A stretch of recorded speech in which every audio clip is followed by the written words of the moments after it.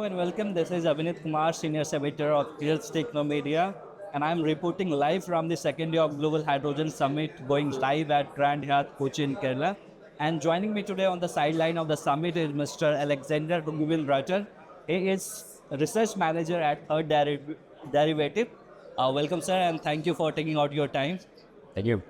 Let me begin by asking you your overall experience of this summit, the choices of a speaker participating in this summit, the choices of panel topics, and the execution and implementation of the summit. Yeah, it's been a wonderful time. Obviously, Kochi is a great place to be and great food and great warm hospitality.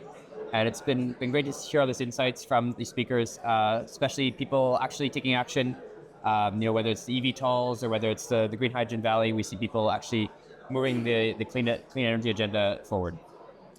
For any countries, be it developed or developing, affordable, secure, and firm power is essential. So, how do you see India's role in this regard and its position as of now?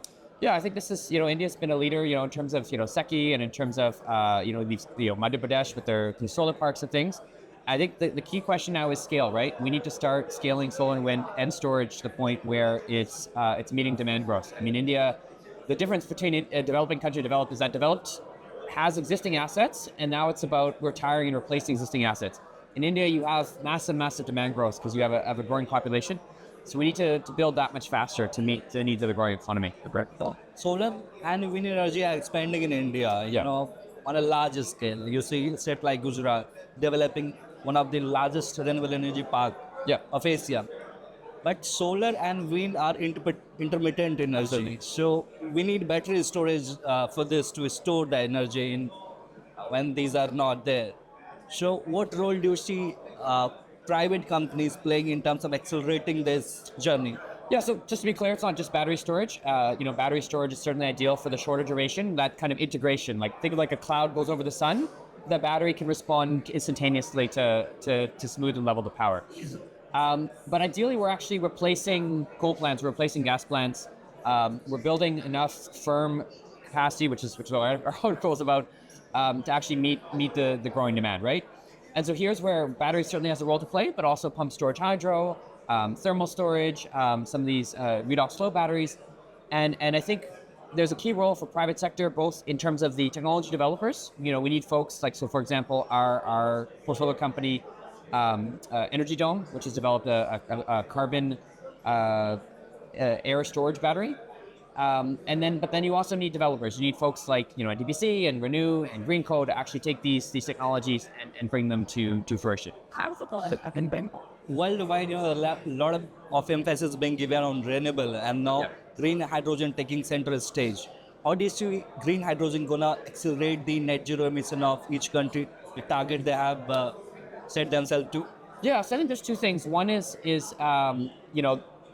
hydrogen itself is responsible for 2% of global emissions, right? In India, 5 million tons per year of hydrogen is consumed.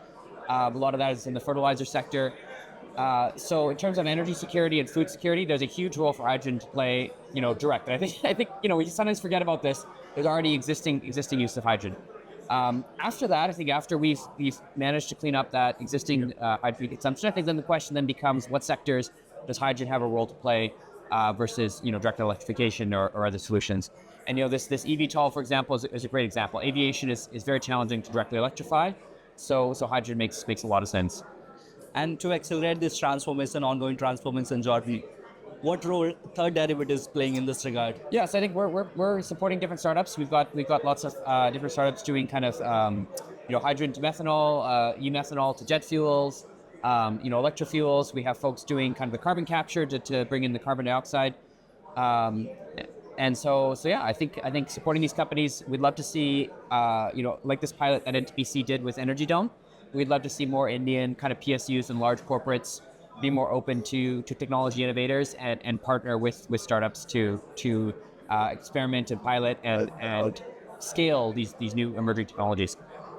Thank you, Alexander, for sharing your beautiful insights. And it was great talking to you.